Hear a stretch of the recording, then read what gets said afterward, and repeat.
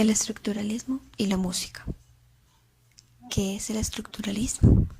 El estructuralismo se trata de un alejamiento de perspectivas historicistas o subjetivistas bajo el intento de hallar una nueva orientación para la investigación. No puede decirse claramente que el estructuralismo sea una escuela, sino más bien un enfoque metodológico para las ciencias humanas como la antropología cultural, la lingüística, la historia, etc. Para entrar en contexto, debemos entender que el estructuralismo posee unos factores y unas funciones. El emisor corresponde al que emite el mensaje. El receptor recibe el mensaje y es el destinatario. El mensaje es la experiencia que se recibe y se transmite con la comunicación.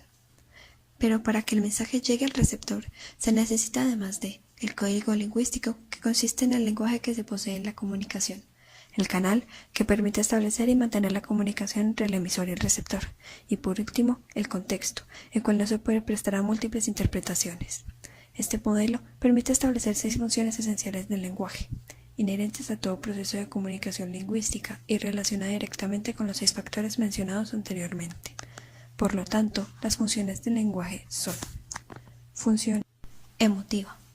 Está centrada en el emisor, quien pone en manifiesto emociones, sentimientos, estados de ánimo, etc.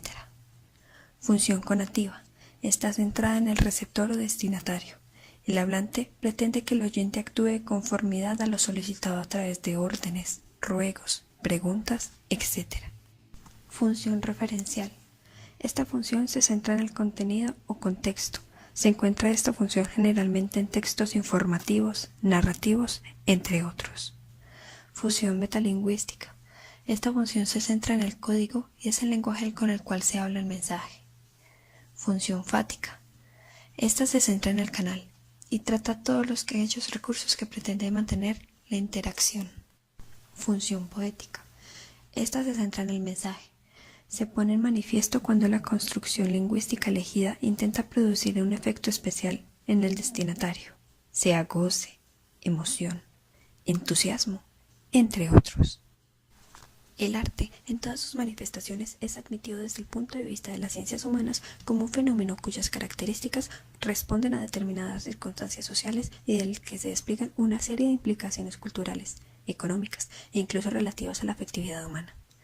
La música, siendo una forma de arte, se incluye necesariamente dentro de esta categoría de fenómenos, que son asumidos como expresiones universales a la humanidad, de la misma manera en la que lo son el lenguaje y la mitología.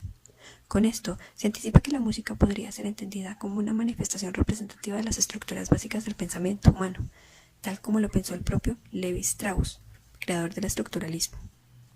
La música, desde el estructuralismo, se considera como un fenómeno análogo a la mitología que funciona con una especie de modelo explicativo para su método.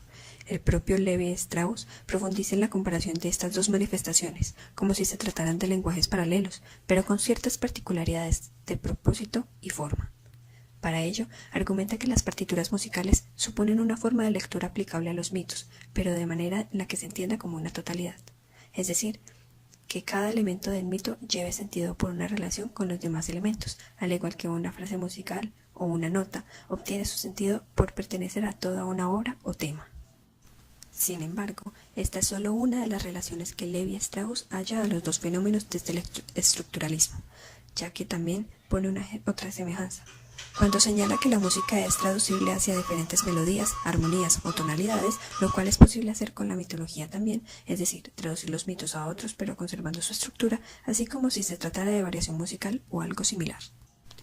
Otra de las características en las que más se insiste desde el estructuralismo con respecto a la música consiste en una constante significativa, cuya principal connotación es no poseer un sentido, ya que sigue siendo la lógica del lenguaje articulado, los sonidos musicales que no tienen sentido, aunque así son capaces de expresar una serie de circunstancias o emociones saltándose del uso de la palabra.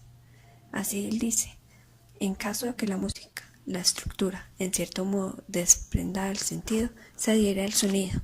En caso de que la mitología, la estructura, desprenda del sonido, se adhiere al sentido.